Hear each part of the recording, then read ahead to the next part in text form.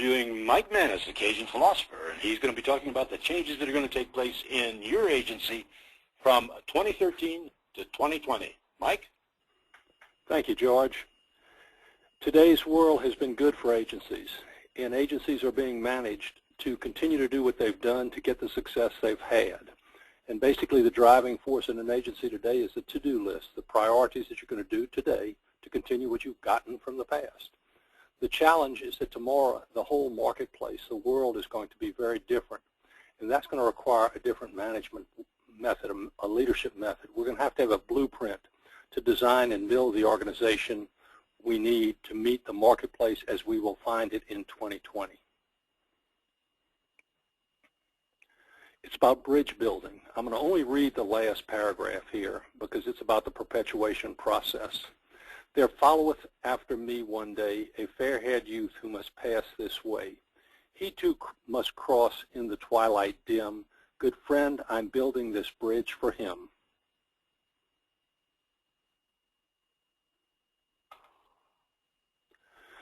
The bridge has two pillars, one anchored in today and one built in tomorrow. The main concern today is the urgent. Just keep doing what we've done. Deal with the problems as they come forward, capitalize on the opportunities. The organizing tool is a to-do list.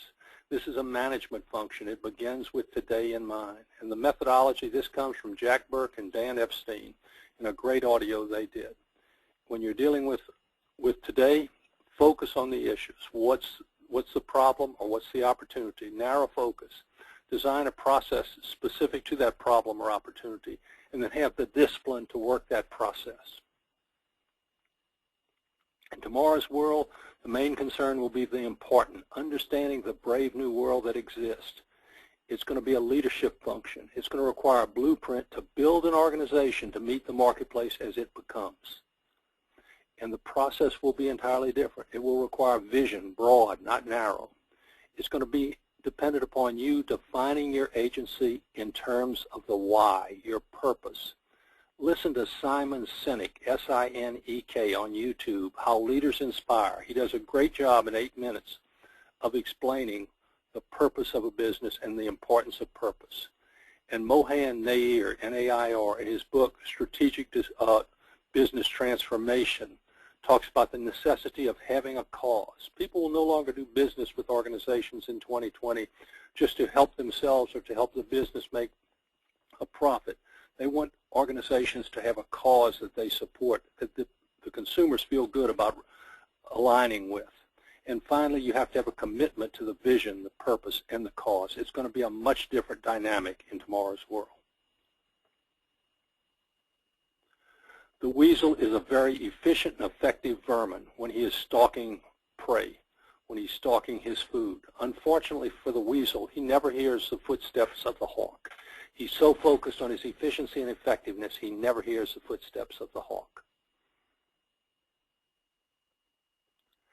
This is an example of the danger of not listening for the hawk. The common denominator in all these companies in 2007 is that they were all profitable. The common denominator in all these companies in 2010 is they were all bankrupt. They were all out of business. They were efficient and effective, got them profitable, but ultimately they got taken out because they weren't aware of the changing world. The weasel, stalking nose to the ground, never hears the footsteps of the hawk. Ladies and gentlemen, in our business, this is the hawk. It is social media. It is smartphones, it is technology, iPhones, it is Siri. Agencies forever have claimed the safeguard in what they do. The differentiation in what they do is their knowledge of insurance and risk and their customers and their personal relationships. Well, in 2020, Siri will have such capacity and artificial intelligence will have such capacity that they will know more about risk and insurance than any human can possibly know. And as far as a relationship, today your iPhone has the technology capacity to do facial recognition. So when George Nordhaus is texting Mike, George's phone can read Mike's face and see my mood and interpret it as if George was in the room. It may not be a world we like, but it is the world as it will be. It's scary. Yes, it is. Here is today's world. It's a simple mosaic, and each of those tiles in that mosaic represent one of the people or one of the departments in your agency. And by being efficient and effective, they can grow themselves a little bit, and your growth opportunity is inside the grout, the space between the tiles. It's the culture that holds your organization together.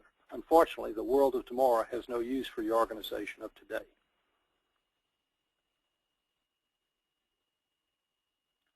This is the future. It's going to require you sitting not with the prejudices of today, but with the innocence of youth and looking at the future as you believe it to be, defining that future, and then clearly identifying the population, the affinity group, the marketplace you are going to deal with specifically. You can no longer be a generalist.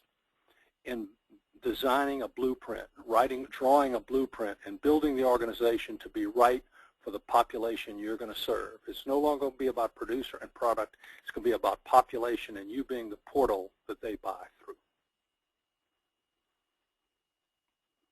It's going to require a culture of innovation.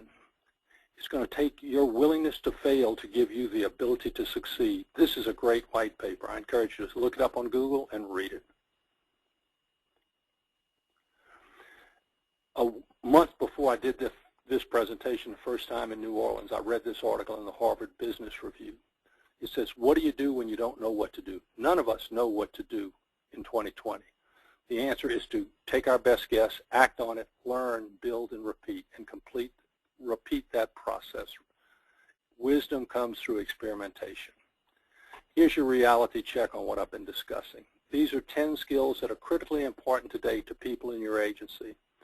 Ask each person in your agency, including yourself, to evaluate themselves in that left-hand column. Give themselves 2 A's, 2 B's, 2 C's, 2 D's, and 2 F's. So they have to grade themselves as an F in something. And then look in the second column on the left, and you'll see prioritize these skills. Ideally, if people are properly suited, their A's and B's will be 1, 2, 3, 4 priorities. That's today. But in the world of tomorrow, what will be the priority of these skills? Many of the skills needed tomorrow are not even on this list.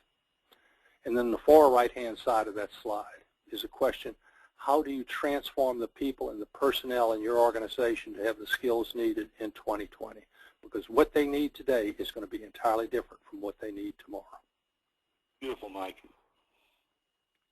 Here's the reality. Here's a challenge. As impossible as it may seem, we have to redesign and rebuild the plane we're in while we fly it.